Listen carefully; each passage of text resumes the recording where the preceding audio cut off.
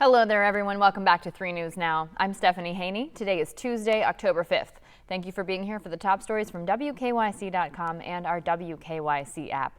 Yesterday, we told you that Ohio had made 161 arrests in a human trafficking sting. Well, now we know who one of those people are. We did tell you that included a pilot, a firefighter, a member of a city council, and we know who that city council person is. It's council member Mark Jesse in Elyria. He was absent by choice from Monday's council meeting in Elyria, and Elyria City Council President Vic Stewart said this: "We were shocked by these findings, and we are just trying to make the best decision right now." Now, Jesse is due in court on Wednesday. He has been charged with soliciting for sex. This is a misdemeanor, so that would not get him thrown off of city council just by himself, but he is up for re-election, so it will be up to the voters to decide his future on the Elyria City Council. Now we have an update to the story about former Ohio State head coach Urban Meyer, current head coach of the Jacksonville Jaguars.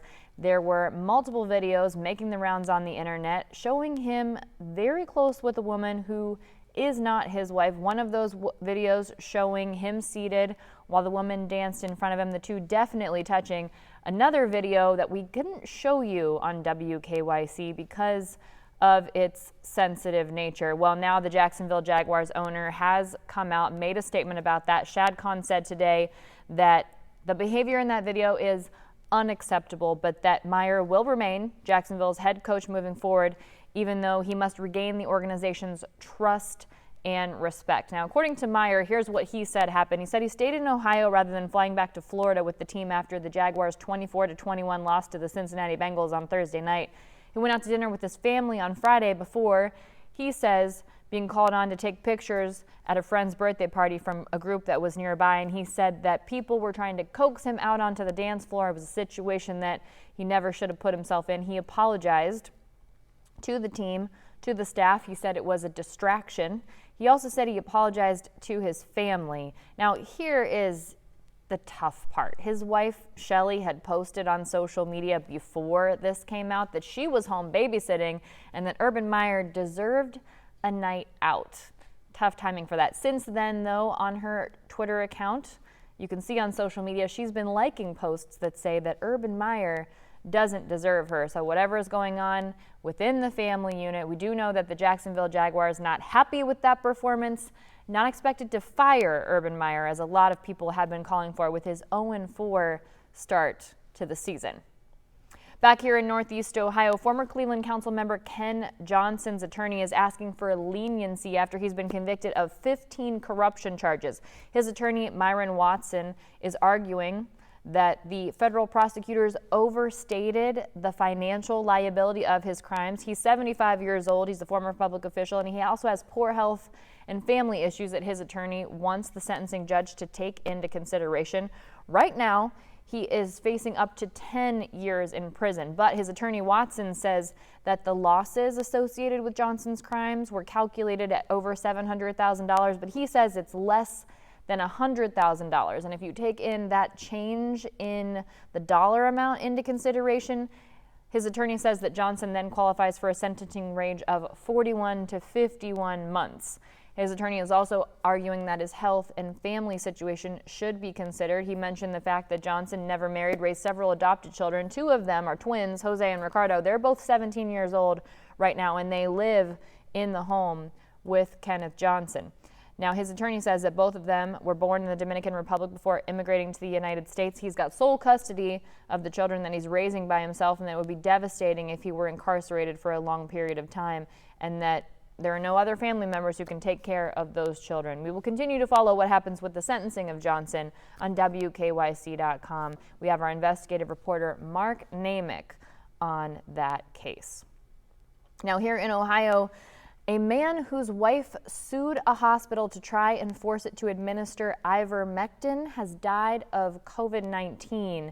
Jeffrey Smith, 51, passed away on September 25th. That's according to the family's attorney, Jonathan Davidson. His wife had sued the Cincinnati hospital where he was being treated. Her name is Julie Smith, while he was on a ventilator, trying to get them to honor a prescription of ivermectin written by a physician who founded a controversial group that is supporting the use of that drug against COVID-19. Now, ivermectin, you have probably heard about it.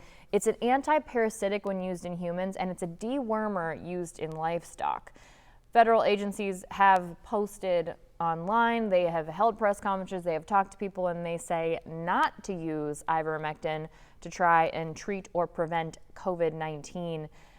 Even the drug's manufacturer warned against using it against COVID-19, given the lack of evidence to support the treatment and the risks the drug can pose to those who take it. Now, neither Julie nor her husband were vaccinated, and that's what she testified to at a court hearing.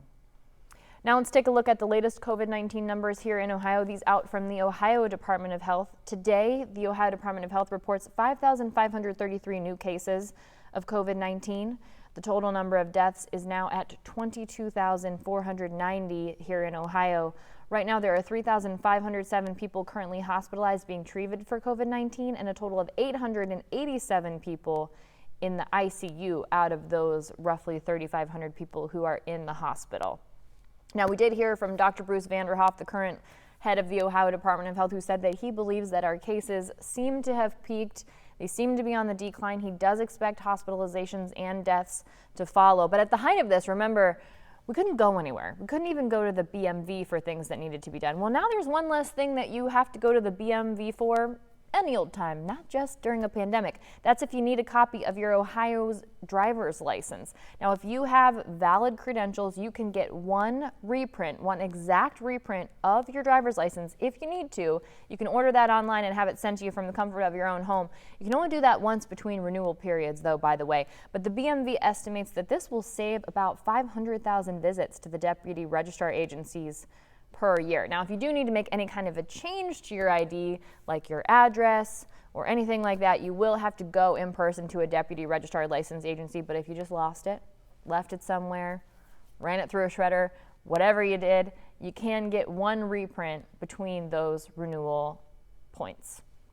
Now, speaking of us spending a lot of time alone and not going anywhere, my conversation on the 3 Things to Know podcast this week is with relationship expert Rachel D'Alto. She is highly credentialed in this space. She's the chief dating expert for Match, and if you're not aware, Match owns Match.com, yes, but also some of the most popular dating apps, Hinge, Tinder, and she knows what she's talking about when it comes to connecting with people. So she just wrote a book. It's called Relatable: How to Connect with Anyone, Anywhere, Even If It Scares You. And we talk about all kinds of aspects of relating to people, how we're a bit out of practice right now, why it's so important, how to go about doing it. One particular thing that we talk about is the things that we do that hurt our ability to connect with people that we might not even realize. One of the examples she gives is people pleasing. People pleasing doesn't serve anyone, according to our expert Rachel D'Alto. And it makes a lot of sense. You're not being honest about your feelings. People are maybe getting something that they don't really understand as a sacrifice for you. It really is a barrier to communication. That's how she explains it, and it really prevents our ability to connect on a real level with people. So she's got all kinds of tips for that. It's in the podcast. If you go to wkyc.com/3thingstoknow, you can see our full conversation. It's on every podcast platform. You can also watch it on the WKYC YouTube page. And by the way, do not sleep on Rachel D'Alto. She is a rising TikTok star too. One of her most popular videos has about 1 million views, and it's the 5 signs your relationship will last. I know I was taking a look at that. It's very interesting. Her content is super interesting, very engaging, very real, and that's something that we talk about too, how she's able to relate and how we're able to relate to strangers versus acquaintances versus people who are very close in our lives. So if you're interested, give that a listen. Again, wkyc.com/3thingstoknow. And somebody who is doing very well is Cleveland Cavaliers owner Dan Gilbert. He is now, by the way, the 2nd richest team owner in all of professional sports, not just in the NBA, in all of professional sports. Ironically, he only trails behind another NBA owner, but he is worth about $30.9 billion. That's according to Forbes, and that puts him at number 2 behind Steve Ballmer, owner of the Los Angeles Clippers. He's worth $96.5 billion. So Dan Gilbert has quite a way to go to catch up with Ballmer, but he's not doing bad with $30.9 billion. Now, most of his fortune comes from his company, Rocket Mortgage, formerly known as Quicken Loans, and that jumped up in the past year and a half quite a bit. It jumped from $6.5 billion to $51.9 billion at one point because that company went public, and of course, that creates a lot of assets for people. Now, he's not the only Ohio sports owner, though, that is on Forbes' list of the wealthiest sports owners. Jimmy Haslam, the majority owner of the Cleveland Browns, also on there. He's the 34th richest owner in all of sports. He's worth a reported $3.7 billion, much of that thanks to his gas station truck stop company, Pilot Flying J. And he and his wife Dee, they own the Browns, but also the Columbus Crew of Major League Soccer. And if you were missing your Halloween specials last year, here's some good news for you. It's The Great Pumpkin. Charlie Brown will be back on TV this year. Now, it wasn't on TV last year because Apple TV Plus had struck a deal to own all things Peanuts.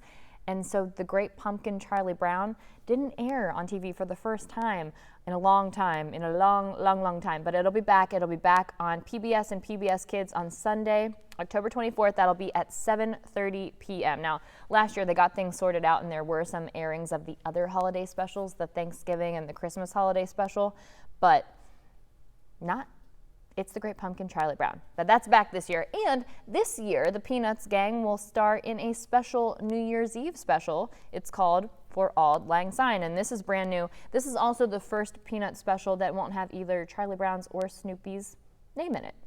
That's going to be on Apple TV Plus, premiering on Friday, December 10th. Now, if you want to see the TV schedule for those other specials, aside from the Halloween one, we've got that on WKYC.com.